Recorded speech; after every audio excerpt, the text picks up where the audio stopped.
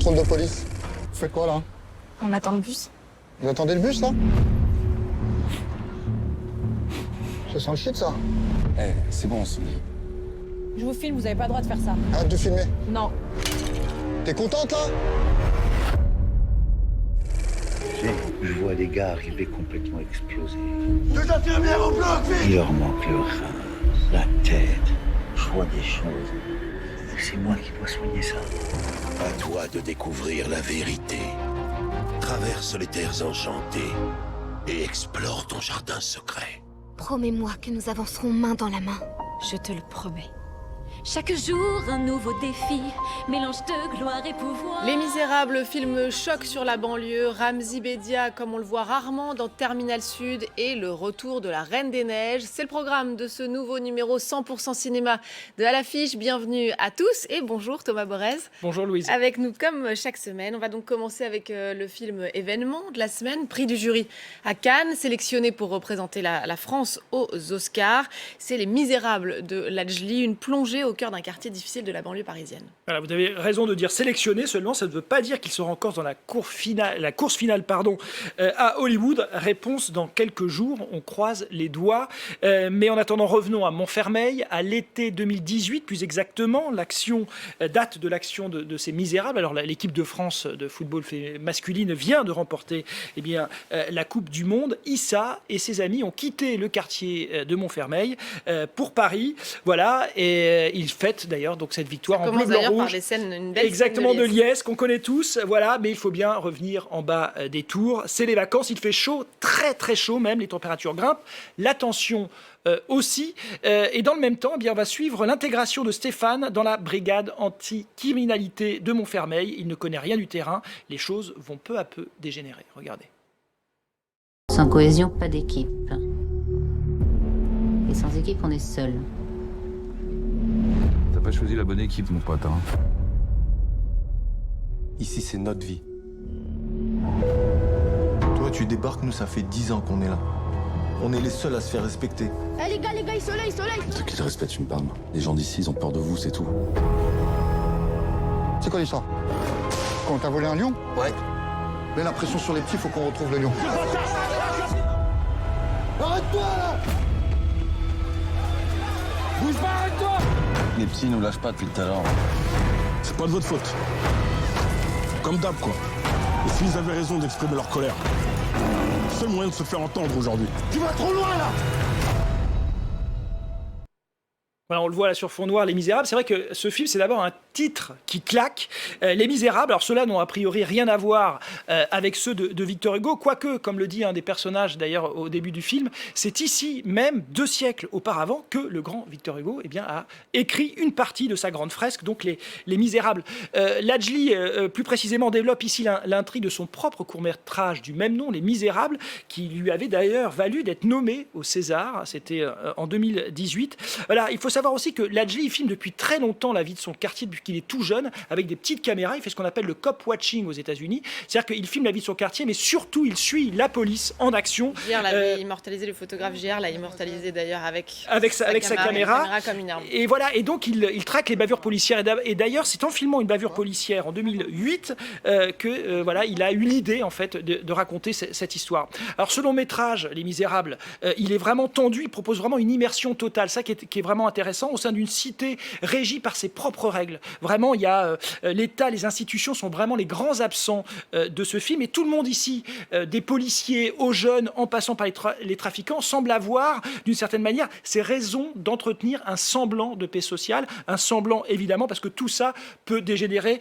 on le sait, tout ça est très précaire. Voilà.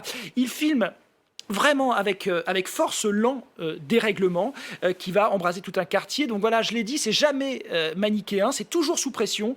C'est un étau qui se resserre progressivement. Et puis au-dessus de tout ça, au-dessus de cette cocotte minute, il y a ce drone orwellien qui est presque un personnage à part entière de ce film. Voilà, un film donc très prenant. Et la banlieue qu'on voit aussi sous le soleil avec des belles scènes filmées pendant cet été à retrouver donc dans Les Misérables. Ça a été tourné, on l'a dit, à Clichy-Montfermeil. C'est le quartier où avaient éclaté en 2005 les émeutes de banlieue après la mort de 2 adolescents poursuivis par la police. Pour le réalisateur Lajli, les choses n'ont pas beaucoup changé. Il dénonce l'inaction des autorités françaises. Écoutez-le.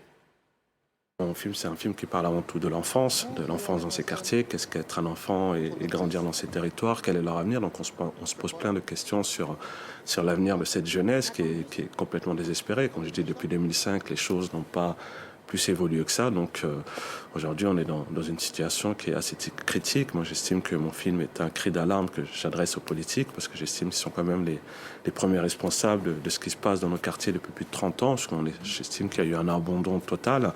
Donc il serait temps qu'on essaye de tous s'asseoir autour d'une table et essayer de trouver des solutions parce qu'aujourd'hui, je peux dire que la situation est vraiment tendue.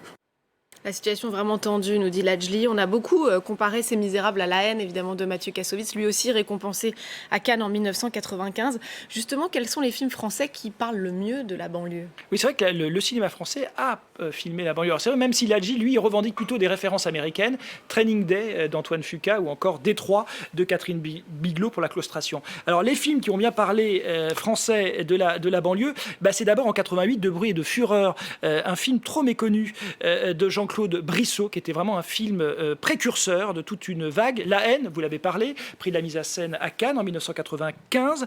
Ma cité va craquer.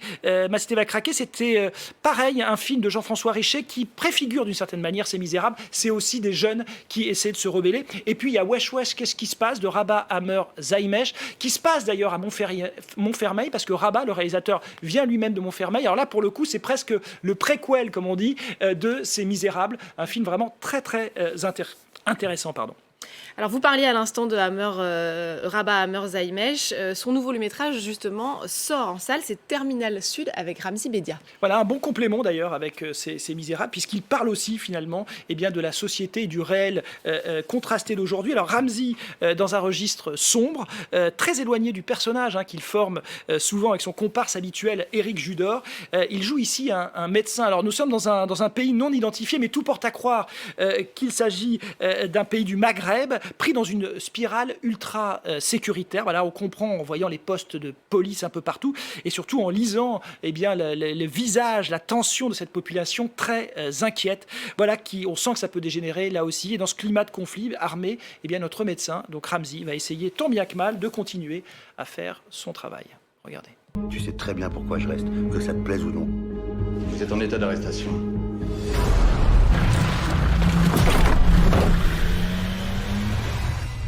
On fera pas de mal, on a besoin de toi. Mais c'était qui ces gars? Des bandits, des terroristes, des militaires? Je vous ai dit que j'avais aucune explication pour ça. On a entendu des choses là. Quoi? Des petites rumeurs, pas bien pour toi. C'est qui a le pouvoir ici? Plus fort, c'est qui a le pouvoir ici? C'est médecin!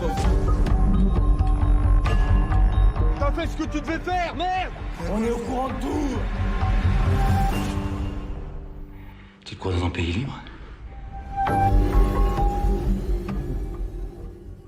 Alors, on n'a pas l'habitude de voir Ramzy dans un registre aussi sombre. Il est vraiment convaincant. Très convaincant parce qu'ils se font complètement à l'univers de Rabat Hammer Zaimesh. Il faut savoir que Rabat Hammer Zaimesh, réalisateur, donc, mais aussi acteur souvent de ces films. On le suit, sa carrière depuis maintenant très longtemps. On le voit ici, Les Chants de Mandrin, Dernier Maquis ou encore Histoire de Judas plus récemment.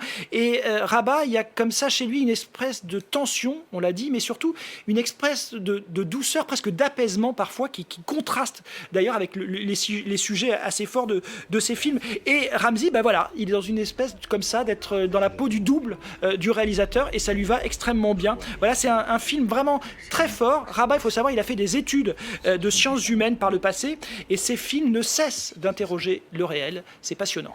On passe à un film du Canadien d'origine chinoise Johnny Ma, une comédie colorée, ça s'appelle Vivre et chanter.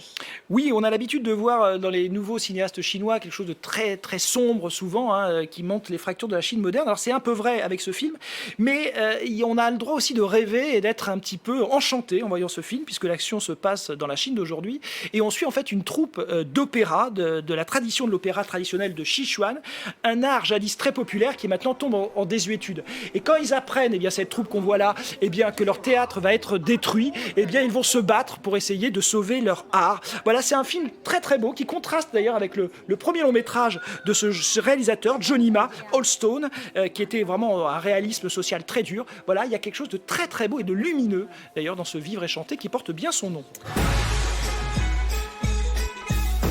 这是咋回事？这拆迁的嘛？这个我喊我们找局长，你等我们个，你那个还有10天，这个时间有点紧。有好几个剧团，跟你们情况也差不多，也找我们局长喊帮忙。这个拆了你不搬家了，你今天在这儿待着干？搬家了就不干了。我们局长他如果到你们来看戏的话，你能不能把这个戏弄好看的？慢走走，要看他这个就把我杀过老脸没关。